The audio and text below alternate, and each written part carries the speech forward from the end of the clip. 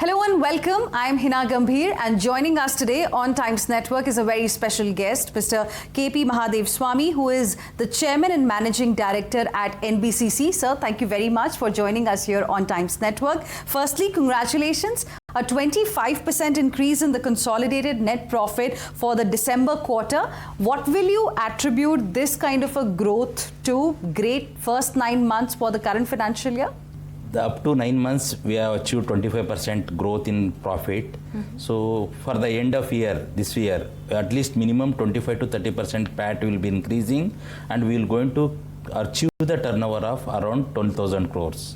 And our profit will be around 600 crores. और किस वजह से आपको लगता है कि इस तरह की ग्रोथ कंपनी के सामने आई है लास्ट क्वार्टर में स्पेसिफिकली? लास्ट क्वार्टर में हमारा 2 प्रोजेक्ट्स मेजर है एनबीसीसी में. One is Amrapali, the other one is 7 GPRA colony. Amrapali में हमको as per supreme court direction के हिसाब से ऑलमोस्ट 38,000 मकान बनाना था. 25,000 मकान हम ऑलरेडी बन चुका है. अनदर 13,000 मकान कंप्लीट करना. 13,000 पे हम इसी साल पे मार्च का अंदर अनदर 8,000 मकान हैंड ओवर करेंगे. ओनली 5,000 मकान होगा, वो जून तक जाके स्पिल ओवर हो रहा है. By June end 25 we will going to complete phase 1 of अमरापल्ली.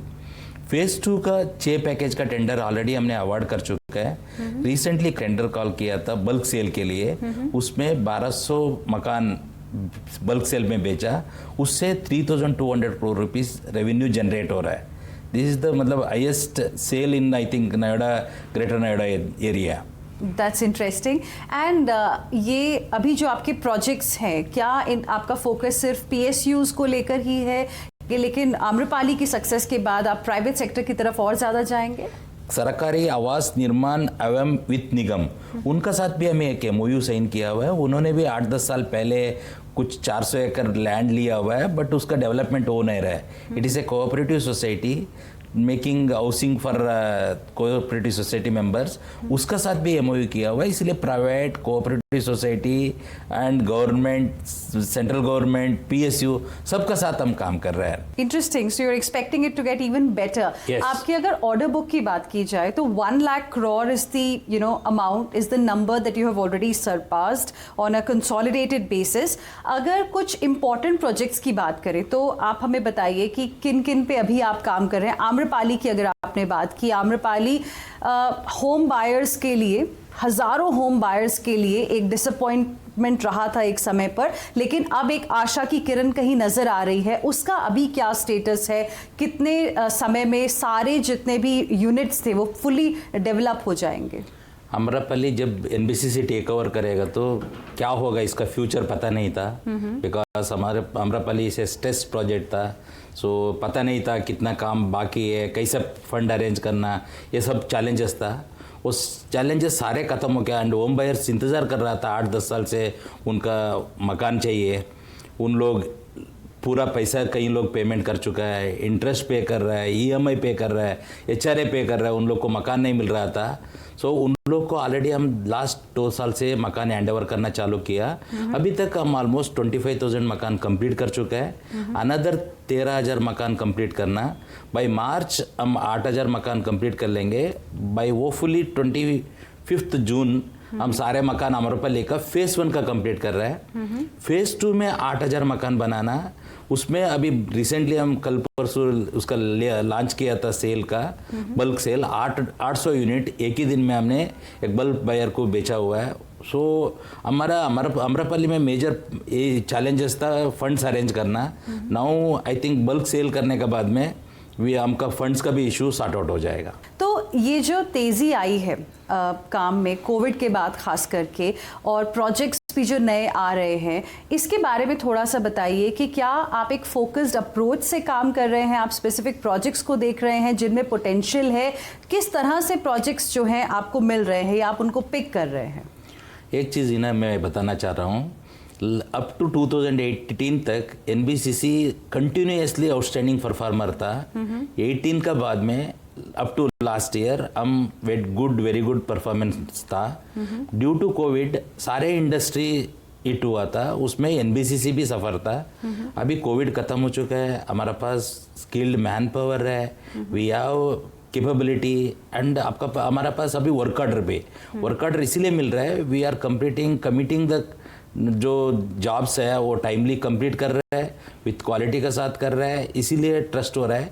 पहले हम रीडेवलपमेंट प्रोजेक्ट्स तो स्टार्ट किया था, मोतीबाग से स्टार्ट किया था, मोतीबाग का बाद में किद्वई नगर किया, किद्वई नगर का बाद में 7 GPRA दिल्ली का अंदर कर रहा है, उसमें एक वर्ल्ड ट्रेड सेंटर भी है। सो वर्ल्ड ट्रेड सेंटर में रेवेन्यू जनरेशन ये तीनों प्रोजेक्ट सेल्फ सस्टेनेबल मोड पे है। सो नरोजी नगर में जो वर्ल्ड ट्रेड सेंटर है, इसमें हमने 25 एकड़ में ऑलमोस्ट 34 लाख स्क्वायर फीट का ऑफिस स्पेस बनाया, एक रूफ टॉप रेस्टोरेंट भी है उसमें, वहाँ से हमको ऑलमोस्ट 14,000 करोड़ रुपए रेवेन्यू जनरेट हो रहा है। उसी का अलावा एक सरोजी नगर में डाउनटाउन मार्केट था, उसमें 1200-1300 करोड़ रुपए आ रहा है। ये जो पैसा आया अभी तक हमारा पास ऑलमोस्ट 15,000 करोड़ आ रहा है, अनदर 17,000 करोड़ हमारा पास पैसा आना, वो पैसे में हम ऑलमोस्ट 20,000 मकान जो GPRA general pool officer residential accommodation वो बनाना चाह रहा है। सो उसके लिए गवर्नमेंट का कोई पैसा इन्वेस्टमेंट नहीं है, रादर ये सरप्लस जो अमाउंट आएगा उसी से कर रहा है। पहले सिटी दिल्ली हॉरिजॉन्टल सिटी था, नाउ अभी वर्टिकल का FAR यूज करना उसको कंसिडर करते, दिल्ली को मतलब एक रीडेवलप करना, न्यूअर दिल्ली बनाना, उस कॉन्सेप्ट में हम काम कर रहे हैं। दिल्ली को लेके आपके ऊपर काफ़ी जिम्मेवारी है, दिल्ली के अर्बन लैंडस्केप को पूरे तरीके से आई थिंक चेंज करने की कोशिश हो रही है, आपके रीडेवलपमेंट से जुड़े जो प्रोजेक्ट्स हैं उनको लेके। तो अभी क्या आपका फोकस है दिल्ली में स्पेसिफिकली, और क्या सिर्फ दिल्ली में ही अभी आप फोकस कर रहे हैं कि बाकी स्टेट्स में भी आप धीरे धीरे अपना कंपनी के काम और स्कोप ऑफ वर्क को एक्सपैंड कर रहे हैं? दिल्ली में रीडेवलपमेंट मॉडल में मैंने ये बताया था, वर्ल्ड ट्रेड सेंटर एक बनाया नरोजी नगर को। पहले थोड़ा सा मकान था, वो मकान तोड़ के हमने अभी वर्ल्ड ट्रेड सेंटर बनाया हुआ है। सो उसका रजिस्ट्रेशन भी हम वर्ल्ड ट्रेड सेंटर से लिया हुआ है, दिल्ली का फर्स्ट वर्ल्ड ट्रेड सेंटर होगा। उसका अलावा सरोजी नगर में टाइप 2 क्वार्टर्स भी हमने रिसेंटली हैंडओवर किया हुआ है, अराउंड 2000 मकान। उसका अलावा टाइप 5 टाइप 4 अलग अलग वेरियस कैटेगरी में मकान है, वो हमने भी बना रहे हैं। 3 कॉलोनी NBCC कर रहा है, 4 कॉलोनी CPOD कर रहा है, सो दैट जो वेटिंग लिस्ट में ऑफिसर्स है, अभी ऑफिसर्स नोएडा गुड़गांव सब जगह से मूव कर रहा है, वो शायद आफ्टर 1 or 2 years वो बंद होगा, एंड रैदर उनको मतलब वर्क फ्रॉम होम बहुत पास में होगा, सेंट्रल विस्ता नहीं तो ये नज़दीक होने का चक्कर इसमें, सो उन लोग के लिए कंफर्टेबल होगा। ओके, और सिर्फ दिल्ली में ही सीमित है कि नहीं दिल्ली में नहीं, मैंने बताया था अभी ओनली दिल्ली नहीं है। हम रिसेंटली नहीं, 1 साल का पहले केरला हाउसिंग बोर्ड पे उनका पास 17 एकड़ लैंड था, उनका पास ये कैपेसिटी नहीं था रीडेवलपमेंट मॉडल पे। स्टेट गवर्नमेंट में हर स्टेट में फाइनेंशियल क्रंच है, but they have huge land potential. So अभी स्टार्ट हमने Kerala housing board, Goa, J&K, Srinagar में एक सैटेलाइट टाउन है, 400 एकड़ लैंड है, उसको भी हम रीडेवलप कर रहे हैं।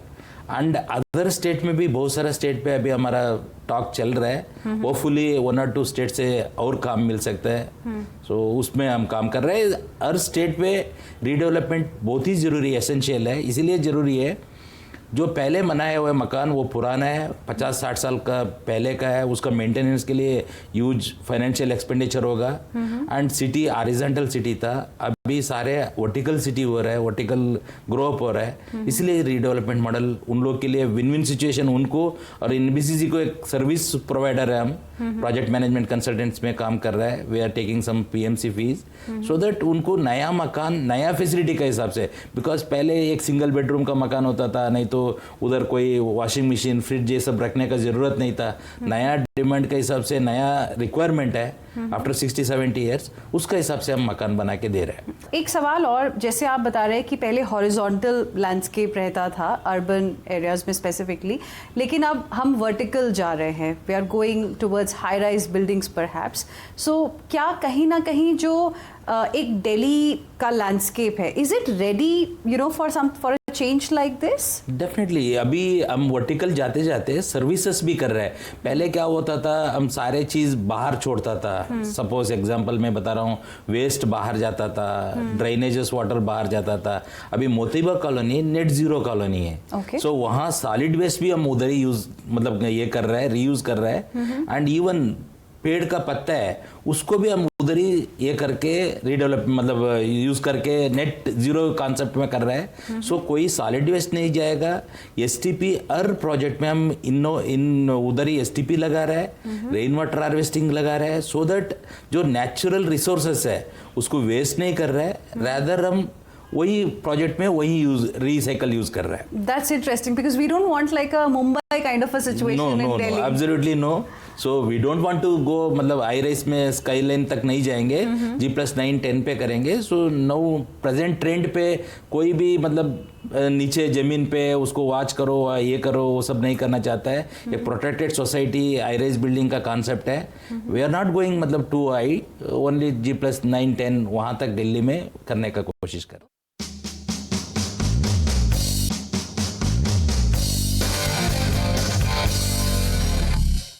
Let's also talk a little bit about the challenges.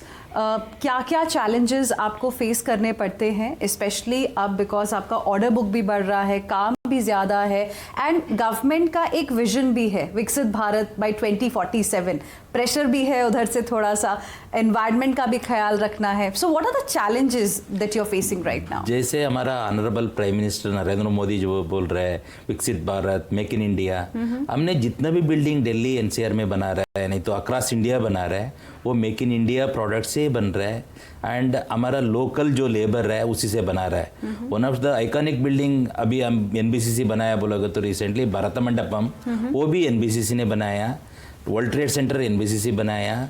सो बहुत सारा पुराना बिल्डिंग्स भी, इवन सीबीआई हेडक्वार्टर एनबीसीसी ने बनाया दिल्ली में जो आपको दिख रहा है। अभी हर स्टेट पे ये कन्वेंशन सेंटर उन लोग को ये हो गया after Bharat Mandapam, every state wants state का एक एक मंडपम चाहिए। Really? हाँ really it is going on. Okay, so that's Rajasthan Mandapam एक अभी I think we will going to get soon. So उसका अलावा एक यूनिटी मॉल अक्रॉस इंडिया हर शहर में मतलब कैपिटल में एक यूनिटी मॉल होगा, वन डिस्ट्रिक्ट वन प्रोडक्ट, वो भी हमको एनबीसीसी को मिलने वाला है। हम energy saving, reducing carbon footprint, मतलब जो लोकल मटेरियल है, लोकल अवेलेबल रिसोर्सेस है उसको यूज़ करके बिल्डिंग बना रहे हैं।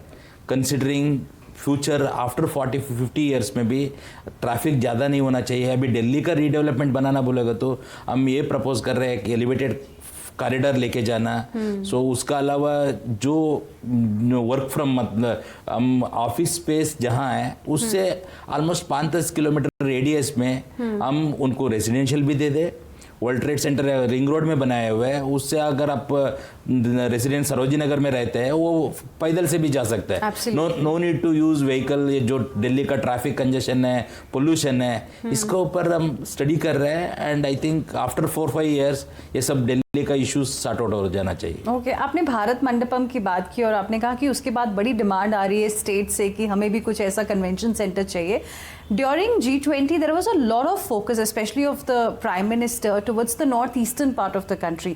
क्या वहाँ से भी कुछ इंटरेस्ट निकल के आ रहा है? डेफिनेटली सारे शहर में मतलब इंडिया का जितने भी स्टेट्स है हर जगह में अभी एक एक मंडपम चाहता है बिकॉज कुछ ना कुछ फंक्शन होगा उनका। उसका फंक्शन का अलावा शादी के लिए भी अभी मंडपम जो है ये भारत मंडपम ऑलमोस्ट फुल है। अच्छा। इवन दो वर्ल्ड का लार्जेस्ट कैपेसिटी कन्वेंशन सेंटर है, 7000 कैपेसिटी। पहले ऑस्ट्रेलिया का ओपेरा 5600 था, largest capacity convention centre and G20 यहीं से हुआ है। सो इंडिया के लिए प्राइड मोमेंट है। ऑनरेबल पीएम साहब यही बोलते हैं मेक इन इंडिया विकसित भारत, उसमें एनबीसीसी का कंट्रीब्यूशन ऐसे लीडिंग कंस्ट्रक्शन कंपनी हम और कंट्रीब्यूट करना अक्रॉस इंडिया, ये हमारा टारगेट है। एंड आई बिलीव आपके अब कुछ इंटरनेशनल प्रोजेक्ट्स भी इंटरेस्टिंग हैं जो चल रहे हैं, कुछ स्पेसिफिक प्रोजेक्ट्स जिनके बारे में आप कुछ बताना चाहें? एक मालदीव्स में हम मास हाउसिंग प्रोजेक्ट बना रहे हैं, 2000 मकान मालदीव्स गवर्नमेंट्स के लिए। Okay. First time in Maldives में माइवन शटरिंग का साथ काम कर रहा है। मालदीव्स में इसका पहले कभी नॉर्मल कन्वेंशन मेथड में काम करता था, अभी लेटेस्ट टेक्नोलॉजी हम इंडिया से लेके जाके ये कर रहा है। यहीं से सारे मटेरियल जाएंगे, यहीं से सारे लेबर जा रहा है। ऑलमोस्ट हम 70% काम कंप्लीट कर चुका है। वो फुली बाय सितंबर हम वो प्रोजेक्ट हैंड ओवर करेंगे, 2000 मकान। उसका अलावा मॉरिशस में हमारा काम चल रहा है, सो सिलसिल में काम चल रहा है। सो बाहर का प्रोजेक्ट्स भी मतलब एनबीसीसी का पास है। एक और सवाल आपसे पूछना चाहेंगे and that is about how things have changed for NBCC as a company से in the last few years.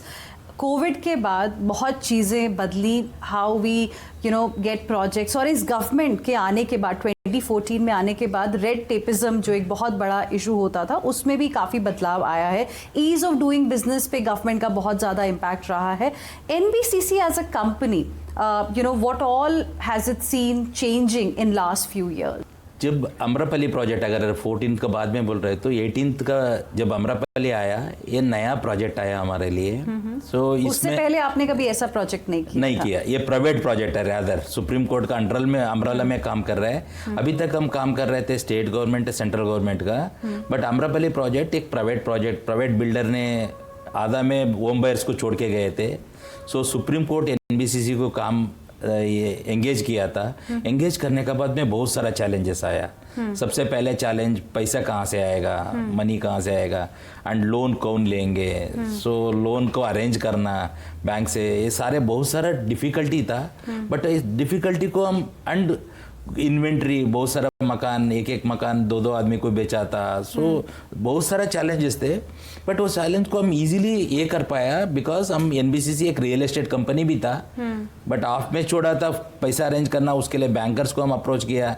शुरू में बैंकर्स बोला कितना लोन चाहिए, कुछ दिन के बाद में वो लोन फोन तक उठाता नहीं था। रीजन भी उनको ऑलरेडी अमरापली का ऊपर राइट ऑफ किया था। सो उनको वापस पैसा दोबारा वही प्रोजेक्ट को लोन देना कैसे। But thank to Supreme Court, justice Lalit sir and R Venkataramani जो कोर्ट रिसीवर है, आज का दिन में अटॉर्नी जनरल फॉर इंडिया है, उनका cooperation and coordination and hard work का चलते अमरापली का सब होम बायर्स को मकान मिल रहा है। एंड उसमें एनबीसीसी का कंट्रीब्यूशन भी है। कई बार हमारा पास पैसा नहीं है तो एनबीसीसी हमारा कुछ पैसा था उसको इन्फ्यूज करके, सीड मनी इन्फ्यूज करके ये प्रोजेक्ट को कंटिन्यू कर रहा है। इंटरेस्टिंग। तो स्ट्रेस्ड एसेट्स पे आप ज़्यादा ध्यान दिया, उसके बाद रीडेवलपमेंट प्रोजेक्ट्स भी आप कर रहे हैं। Land monetization is another aspect जिसमें कंपनी काम करती है, उसके बारे में कुछ बताइए। क्या अभी चल रहा है, टारगेट्स क्या हैं आने वाले महीनों में? लैंड मोनेटाइजेशन में लैंड स्टेट गवर्नमेंट का पास भी है, दिल्ली में भी है, हर शहर में है। इसका अलावा एक पीएसयू है, पब्लिक सेक्टर अंडरटेकिंग का पास भी बहुत सारा लैंड पार्सल्स है। एग्जांपल बीएचईएल, एमटीएनएल, बीएसएनएल, बहुत सारा पीएसयूज का पास उस टाइम में बहुत सारा क्वार्टर्स बनाया था, बहुत सारा उनका फैक्ट्री बनाए थे। अभी लेटेस्ट टेक्नोलॉजी का वजह से उतना मैन पावर एंगेज नहीं हो रहा है, मैन पावर कर्टेल हो रहा है।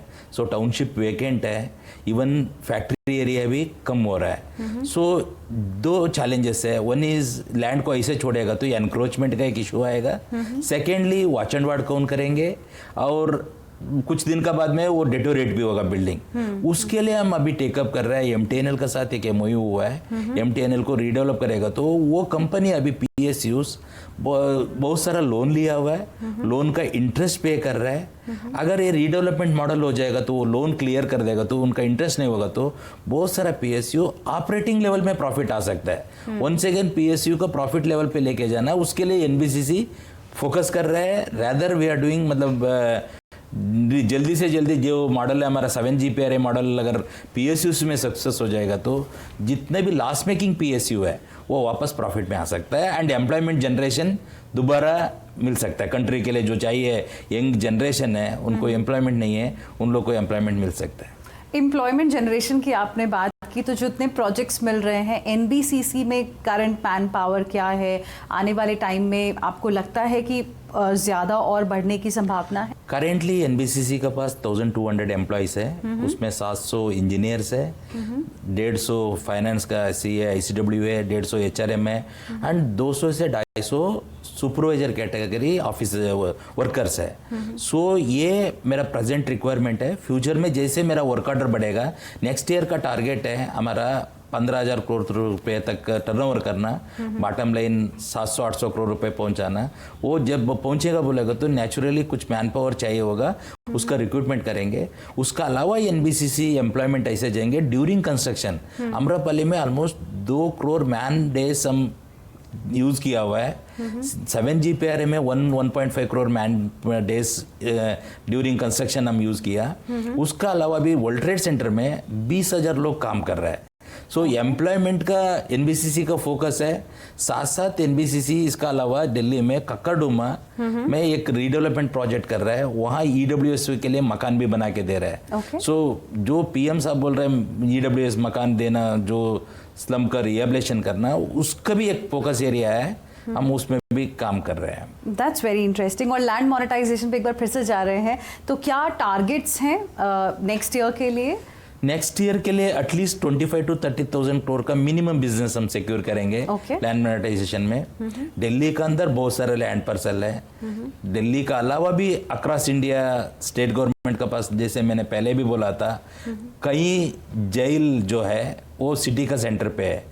अभी जेल को रिलोकेट करके वो एरिया को भी हम डेवलप कर सकते हैं। सो बहुत सारा लैंड पार्सल है, बहुत सारा बिजनेस अपॉर्चुनिटी है, and we have a skill, and NBCC is only doing the PSU, मतलब रीडेवलपमेंट में भी काम कर रहा है, रियल एस्टेट में भी काम कर रहा है, एंड पीएमसी में भी काम कर रहा है। सो हमारे लिए बहुत अच्छा बिजनेस अपॉर्चुनिटी है। That's interesting. Thank you very much, sir, for speaking with us here on Times Network. Thank you. Thank you very much. Thank you.